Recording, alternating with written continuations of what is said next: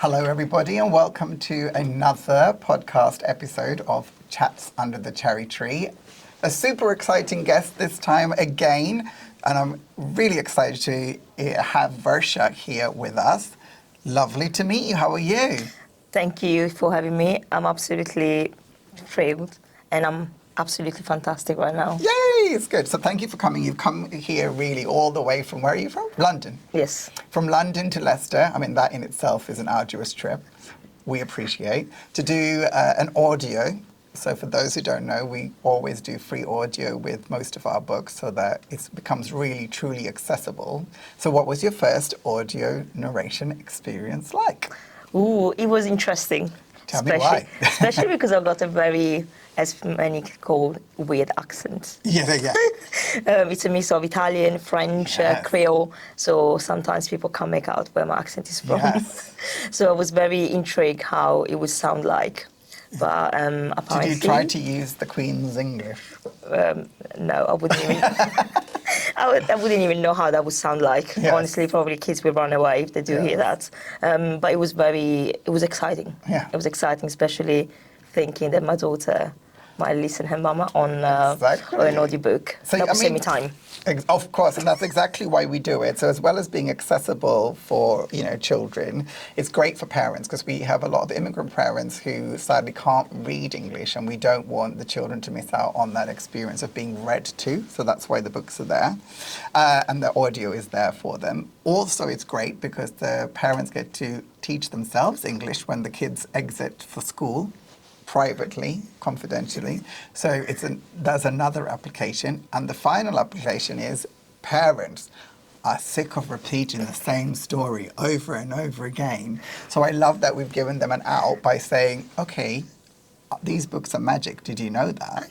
Let me press play and then you can listen to it, but only once. And then you have to go to sleep. And then you can go on and, drain the bath and do all the other things that you need to do. That's a great idea, to be fair. That's exactly what I was thinking. I've got you covered. Do you know what I mean? Like, literally, this is my life. Set the parents free. Set the parents free. You know what it is? I spend my life worrying, what is stopping people reading? Why aren't they getting to a book? And I just speak to lovely parents like you.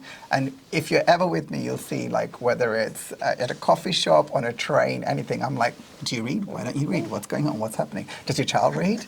And then I figure out how we're going to fix it when I get back. So that's the fun and the challenge of it. What was your book like? Oh, you're going to have to listen to it. Oh, I love that. Love that mystery. So stories are obviously really, really, really important to us. And one of the things that drew me to you was I heard your story.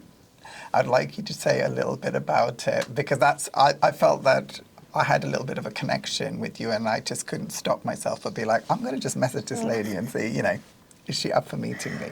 Really, this all was a thing just so I could meet you. Yeah. I just made the rest up. Okay. Obviously, not many have listened to my story. Some of you may have. I was born in Italy from Mauritian parents who immigrated to Italy. And as many Hindu families, you're not allowed to do certain things. Yes. More so if you're a girl. Yes. Just so I wasn't allowed to ride a bike until I was 21. Something like that, because of the stigma that there is behind it's nothing about drink or driving. It's just that's the rule. Yes. So when I was in love with football. I was absolutely mad. I don't even know how it started. That's what I was going to ask. Was it a parent who brought you into football or school? Where was the introduction? Actually, the introduction was when we moved from Italy back to Mauritius. Yes. So before that, everyone in my family household, everyone was an Inter Milan fan. Black and blue, not very nice, because my parents grew up in an Italian family. So they were taken in by this Italian family. And everyone was an Inter Milan fan. Didn't like that. But we had to go back to Mauritius because financially my parents couldn't cope. Yeah. So off we went back to Mauritius, and there were boxes of boxes, and all I wanted was my Barbie. Yeah. So I tried to reach the Barbie, and all these boxes fell over. Yeah. And what fell over was a VHS. Okay. So a VHS was blank, and I was like, oh, there's nothing there. So Yeah, nothing written on here. No, I was sticking it. I was like, there must be some dirty secrets from my parents. Off I you love go. this. This is the wedding one. This is the wedding album. Let's watch it. Put it on, and there was Van Basten and the Gullit era playing football with this red and black jersey, and I was like, wow, that was it. That was it. That was it. I watched the same video over and over and over, and that was it. I was around 7. And so what went from watching to playing? I actually never played until I played a little bit in school because I was a rebel, of course. I wanted to, but physically never played until I came to the UK. So yes. How old were you when you moved to the UK? That was in 2011. I'll let you do the maths. I don't know. I'm not going to do maths because that's rude. I just so that was I was about 18, 19. And I saw some girls at Hayes Park playing football, and I was like, oh my God, what are they doing?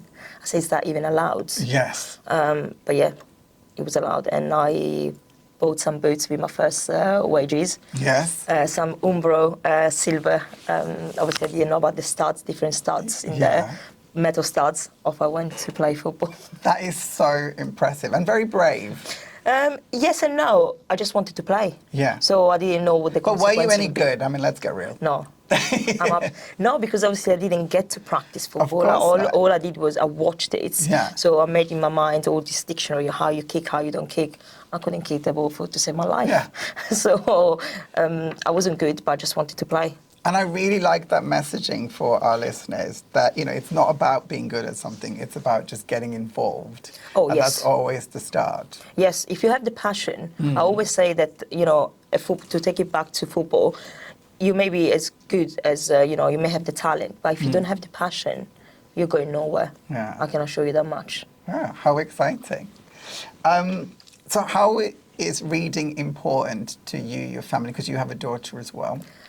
It's very important because obviously we spend 24/7 with our kids. Yes. But if you break it down, how much time is actually just you and the kid without your phone, without the tablet, without the TV, I can assure you that our time is mostly spent with TV, tablet, my phone. Yes. I spend time on my phone doing email. Yeah. So bedtime or during the day when she wants to read a book is just, she will say to you, put your phone away. Oh, I love this. And I'm like, what? She's like, put your phone away. So sometimes she would take my phone and hide it. Yes. And I've got this bad habit of having my phone on silent. So That's it, it's lost.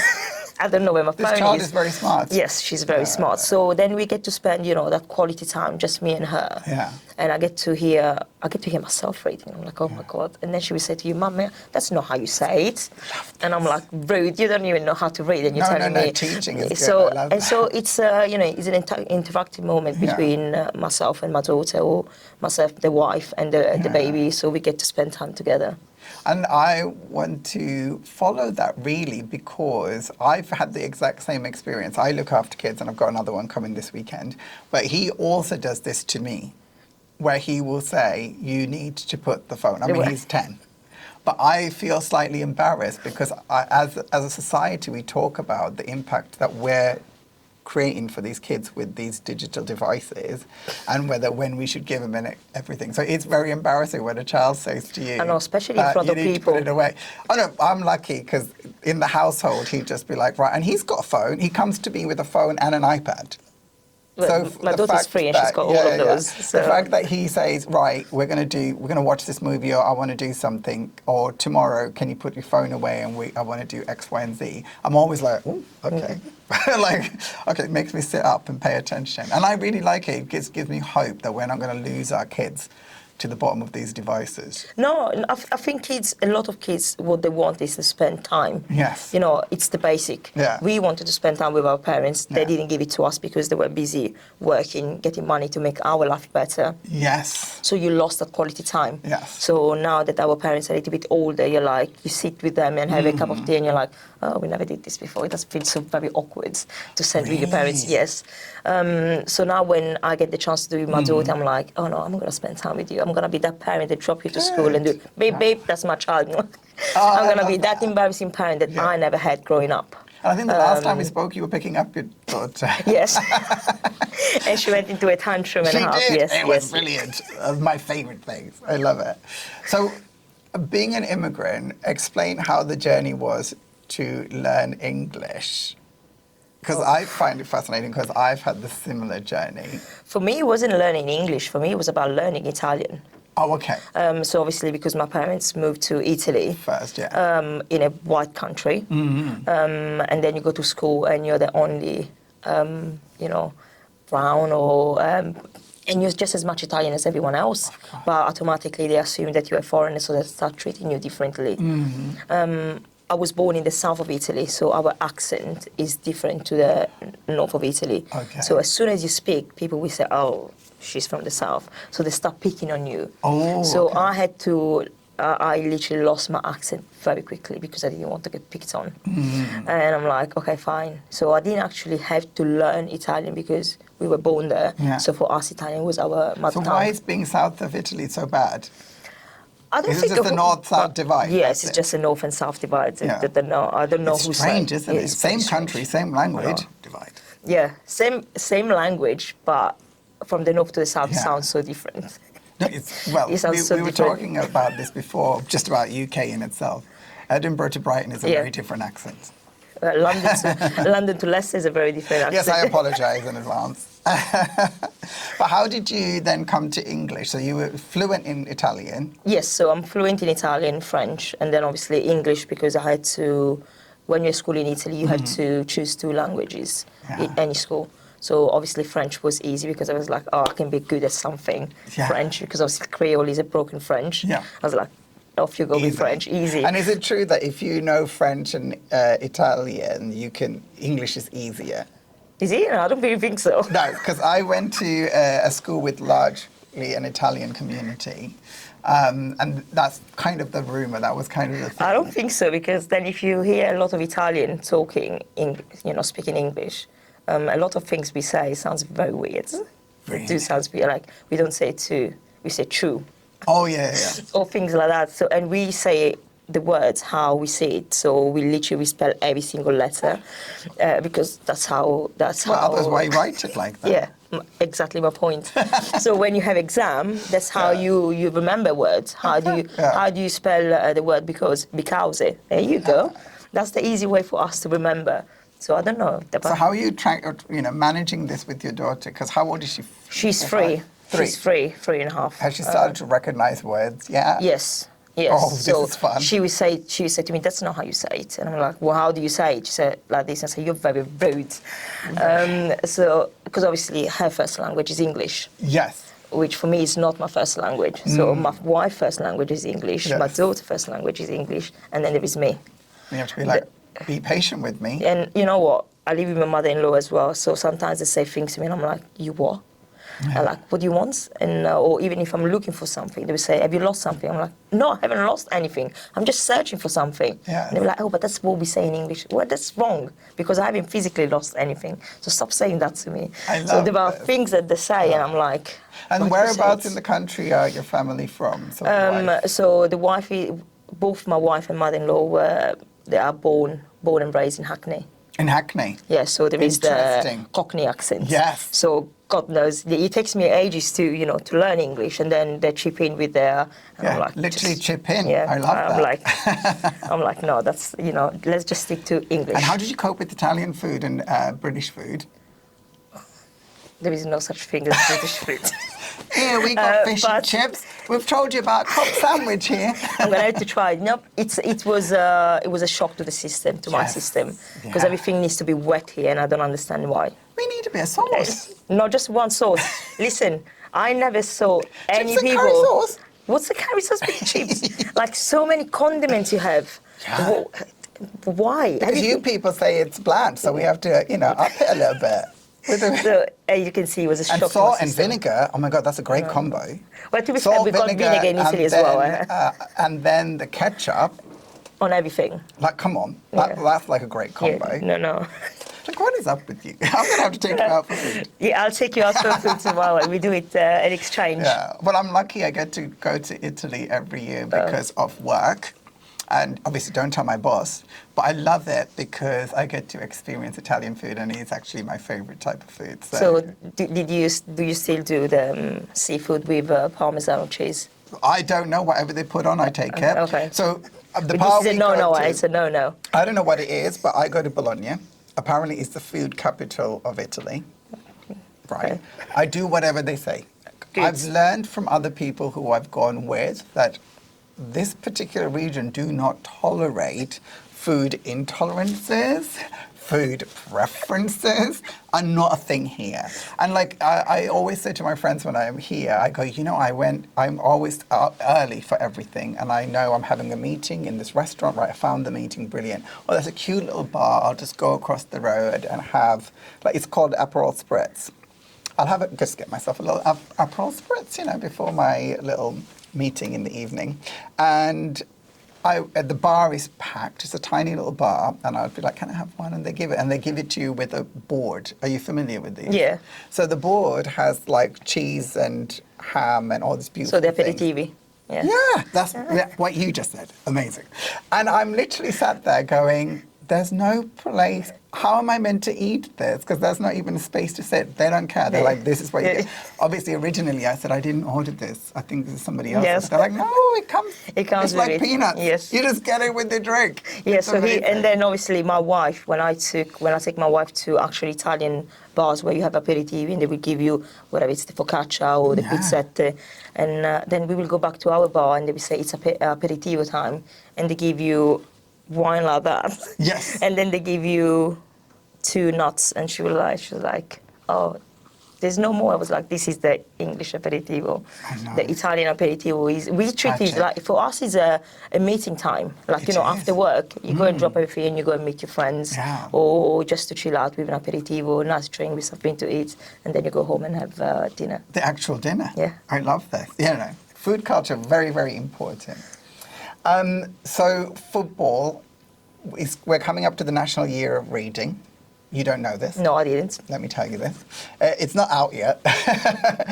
But by the time this podcast comes out, hopefully there'll be an announcement. It's going to be in 2026. It's a government-backed thing with the National Literacy Trust.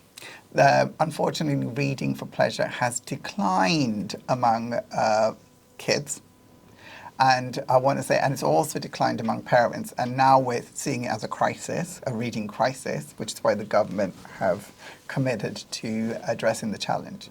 The reason why I'm talking to you about it is that these books that we make are really important, especially the Women's Rising Stars. And it's a real great access point for people who are into football to get into books. How important is it, do you think, that bit about choice and about reading about the passions that you have outside of books? You ask how important is having a choice. Yeah. Growing up, we didn't have a choice if you wanted to watch men's football or women's football. Yes. So it was only one type of football. Yeah. So in my bedroom, I had football players that were male. Yeah. If you fast forward it to 32 years later, my daughter and any other kids will have the choice of, Yeah. do I want an Alessia Russo or do Yeah. I want a Harry Kane in my bedroom? Yeah. They have the choice. They have the choice to Saturday. Shall I go to see the Arsenal women? Yeah. You go to any store, football store, you will have the men and the female, Yes. the women's team, and you're like, oh, so we are giving them Yeah. the choice. And to have books, that illustrate women's and Yeah. girls.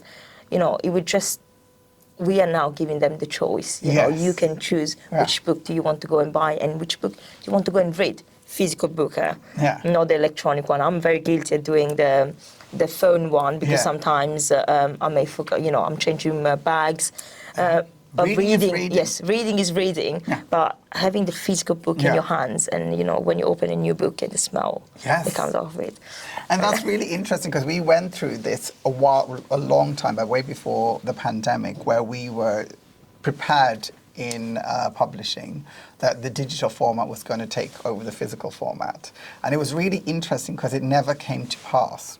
The reason is parents like you prefer to give their children the actual physical Yes. book and not the digital. And exactly like you said earlier, parents are looking for an excuse to get their kids off the devices, and books are a real great way of doing that. So I'm really glad to say that's not been the case. No. And it doesn't look like it's going to be a trend. Well, I hope not, because the book.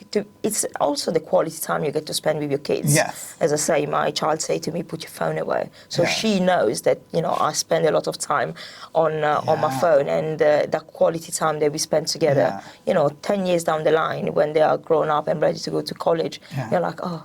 Yeah, I got to spend that time Exactly. with her, got to read the book, and maybe when she grows up and she ends up having kids or no kids Yeah. or nieces, she like, oh yeah, I read that book with my mom, Yes, exactly. So becomes it's familiar. memory, yeah, Exactly. memories. And the other thing is what it's like to live in a time where you were not really allowed to play football, or you didn't see football played by women, to actually have it where we now live in a time where women's football is celebrated. I mean, we can go into a local pub and see women's football on. What is it like to live through these times? It's incredible. Obviously, growing up in Italy, where women's football even nowadays is not as massive as it's in the UK, but back in the days it was even worse. And my love for football meant that I was in the wrong time, in the wrong country. Yeah, I'm sorry. I couldn't do anything. So it was thanks to Bending Like Beckham that I could watch the same movie over and over and watch women's. I could see Jess playing football, and I'm like, oh, this is what I want to be. Yes. So she was the inspiration. I know she's fictional. Okay? Yes. Everyone say to me, oh, but, how can she be your, I was like, listen, let me tell you something. Jess holds a very important place in my heart. Not just because of what she went and achieved, but how, as an immigrant child, as a brown girl, she was able to say to her parents, actually, this is what I want to do. Yes. So don't see me any different, but I still want to do what you want me to do. Yeah. I can still be a good, good daughter, one day maybe a good wife. I still want to pursue my dreams as well. It doesn't make you any different. Yeah. So to fast forward it now, when I'm grown up and I'm I'm in football now, full time, and to be able to tell my daughter, actually, you know what, if you want to go and play football nowadays, you can. Off you go. Off you go. You can. And is your daughter into football? She absolutely is not. I thought so. It's always the way. She's absolutely not. I took her with me when she was 2 days old, off in the pitch. She comes with me, and now I said to her, do you want to come to football? Nah, I stay home with Momo. Which is a grandma. Oh, I see. She's like, no, stay home with Momo. Okay. I like it. And I was like, what did I do wrong? But, hopefully... You didn't do anything wrong. Like you came into the world being 100% you, and having a completely different idea of what your life should be outside of what your parents perhaps wished or wanted you to be. It's the same for your daughter. Yes, absolutely. But for me, it's not just about inspiring my daughter. Yeah. It's for inspiring every other Varsha, every little brown girls, or, every other girls that out there, they want to say, I want to do it too. Exactly. Go and do it. You can. You're the continuation of Jess's story. Yeah. Which is amazing. And that's actually one of the reasons that I stopped and listened to you, because, I don't know, there was the bit about Bending Like Beckham that made me go, what is this? And actually, before the podcast, I watched it at the weekend again, because I had forgotten. It's on Netflix for those who I know, don't know. It was on Netflix, and that's how I was able to find it.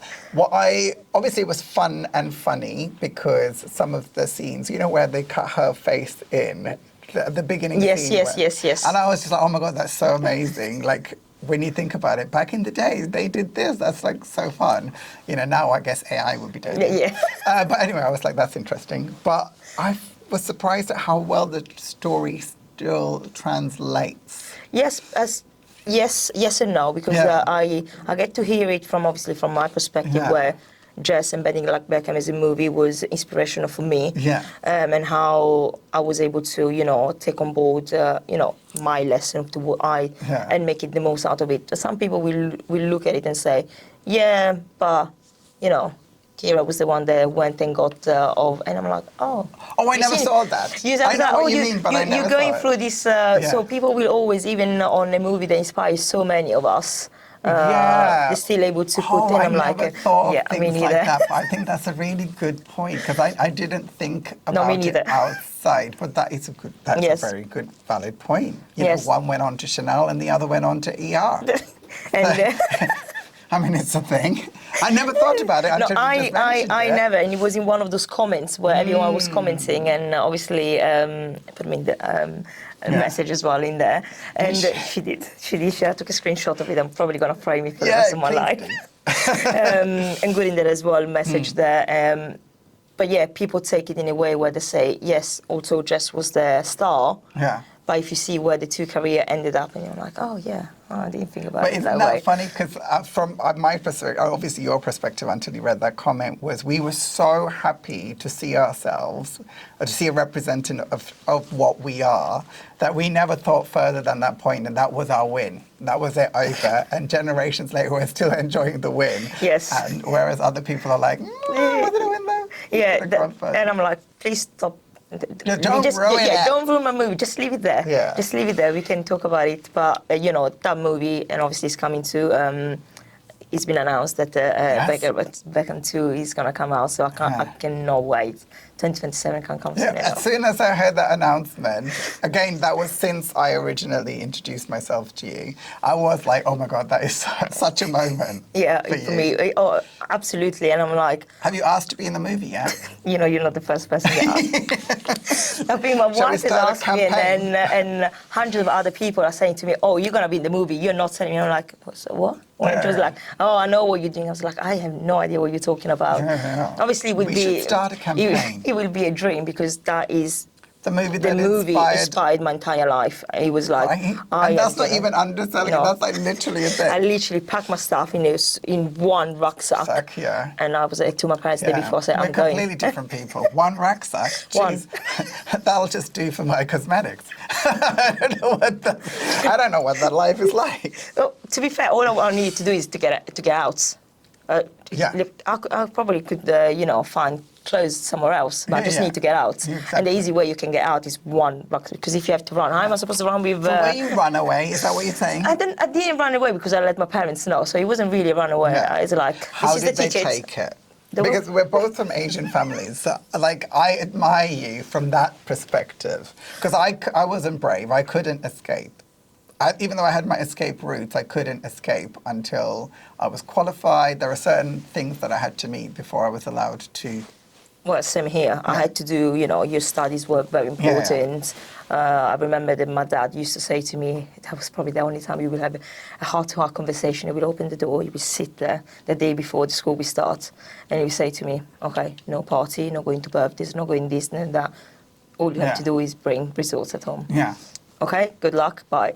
That was it. That was it. That was the dad combo. I love that. But then, so you I'll knew. see you next year, Dad. Then you knew you had to perform. And obviously, if you're not, back in the time, I used to like, oh, I hate you so much. You say, oh my God, I hate you, as he's walking out. And you're like, oh, I hate you so much. Yeah. But, 32 years later, and you're like, yeah, I can see why they used to do that. Yeah. Because obviously it must have been so hard for them to live in a world where everyone would look at them and say, what are you doing in my country? And they wanted their kids to have a better life. Yes. And the only way we could do that is, if you have a degree that you can say. 100%. So later on, I understood why they were doing it. And to be fair, I quite appreciate that because now I have a certificate or, that I can say, I'm better than you, so that's why I deserve the job. Or I can go for that job because I've got X and Y qualification. Exactly. So, and I don't think I've said thanks to them yet. But, well, say it now. Yeah, so then, Send them the podcast. But, they made a lot of our parents. So how I got the courage to go, I was like, I've done everything you asked me to. Yes. Now it's my time. Yeah. Because I'm not going to be here in 50 years' time. You're not going to be here in, 50, 70 years' time. I'm going to be the one suffering the life you chose for me. Yeah. No, thank you very much. But also, aren't we grateful because I get to do a creative job, you get to do this job. And I feel like that's all thanks to perhaps the sacrifice. They didn't get to do what they wanted so that I could get to do what I wanted. Yes. And I know for me, it's 2 generations of people. For me, it's more than that. Obviously, for us, it's 1 generation because they immigrated somewhere else. But even back home in Mauritius, my mom didn't get to do it. She was born, she was the eldest one, so she had to cook and provide for the friend, for the siblings and things like that. So they didn't. And when I look back at the pictures, how sad she was, I'm like, geez, I don't want to end up like this. And I want to make sure that all the sacrifices that you've done have a meaning somehow, because I don't want to be miserable, because otherwise everything you've done for me just gone down the drain. And did your mum have brothers? Sisters. Yeah, so Sisters, that's yeah. interesting because again, like obviously finding out that my mum was the oldest of 2 sisters, and then after that the family had four brothers, and the mum telling me the expectation was she was meant to stay at home and look after her brothers and cook and clean for them, and how like when she brought me up, that informed everything about me because she was like, that's not a thing for you. You will have to learn to cook, clean, everything. Because it is that thing, and I don't think that people appreciate that that's what was expected of girls. Yeah, obviously, my mom was the oldest one. She unfortunately passed away when she was pregnant with my sister. So the person that I call mom is actually her sister. Oh, okay, so for me, that's the only mother I know. Yeah. Because that's the mother I grew up with, the one that brought me to school, picked me up, or throw the slippers at me when I was course, like, yeah. or the And did the she bowling have pin. any other kids of her own? Yes, she had two boys. And so how did that dynamic work? Because were you the oldest of the... I was the middle one. You were the middle? I was the middle one, but they are the only family I ever knew of. So you were introduced to this household. You always knew I anyway. I was one, so for me that's the only household I ever knew. Oh, okay, brilliant. So later on down the line when when you grow up that sometimes you don't belong. Yeah. Because everyone seems to have different interests and you're like, I don't know what you're on about. I want to spend time by myself. Yeah. I didn't want to be around people, and I'm like, there's something wrong with me. Later on down the line, I find out that obviously my mom passed away, and she was married to my dad, who was Tamil. So which means I was like, oh, so that's why then it later on makes sense when people in the UK will say to me, are you from Sri Lanka? And I'm like, no, I'm not. And I'm like, why they keep saying to me, they would talk to me in Tamil, and I'm like, well, what? And I'm like, especially when I moved to Hayes, because obviously Jess was from Hounslow, so I was like, Hayes was close by. And people would say to me in the Londis, talk to me in Tamil, and I'm like, well, what? Sorry. And she's like, you're not Sri Lankan? I said, no, I'm not Sri Lankan. But later on, it made sense because I was like, oh, maybe I do look because my dad was from Sri Lanka. So now I'm just trying to get deep my toes in my my heritage and I get to learn, the food and things like that. But to be fair, it's like football. Yes. You get to learn different things. Different countries got different things for you to learn, and Oh, amazing. Also, racism. Have you experienced it? We are talking about football. I work in an environment where it's male dominated, where it's predominantly white. And I was talking earlier where when the Lionesses first started, when they won the first Euros, job application for women started to, and it wasn't because they thought you were good, or I was good enough for the job. It's just because they needed to tick some boxes. Because a lot of clubs, a lot of football clubs had like a lot of male and they didn't have women, so they needed to show that there were diversity. So they just wanted you to tick boxes. So. And they will say to you openly, you're just not good enough, but we need to help you. And I'm like, really? Yeah, and I'm no, thank you, that's not the job for me. So if you want me because you think I'm the best, fantastic. If you are here for me to tick a box, no, you can keep the box for yourself. I'm going because there will be a place where someone will appreciate you for you. Appreciated and I waited, and the abuse that you will keep getting even when you go through your UEFA license as a coach, you walk through a room and you will be not just the only girl, the only brown girl, and you're like, here we go again. Like back in the school where you like to tiptoe, and I'm like, oh my God, sit in the corner because you don't want to be in anyone's face. And I'm like, no, I'm walking straight in, front seat. That is like, I'm not here for you, I'm here for me. And because I want more girls, more women, more brown girls with hijab and everything to walk through that door and say, we are here to make a change and a difference. So it's about changing the culture. But you will always have people that will criticize you and they will say, oh, women's, in this latest Euro when we had an astronomical amount of penalties missed. People will say, certain comments you will hear is like, you're not good to play football. You should not even in my kids' league. And you're like, still in 2025, really? So what is that about? I know, it's ridiculous that in 2025 we still have to justify women's football that we are good enough to play. And let's not forget we brought it home twice. Okay, let's just not forget that. You had something to cheer because we brought it back home, the women's. So, it's it's still a big thing. It's a huge thing. It's a huge thing, but we need women's and even men. Even men to fight our corners, because my biggest allies are actually men. 100%. They're like, we back you up, you just go and do what you need to do. Exactly. Anyone's got an issue, they come to me. And don't you think the game has changed since the women have started dominating?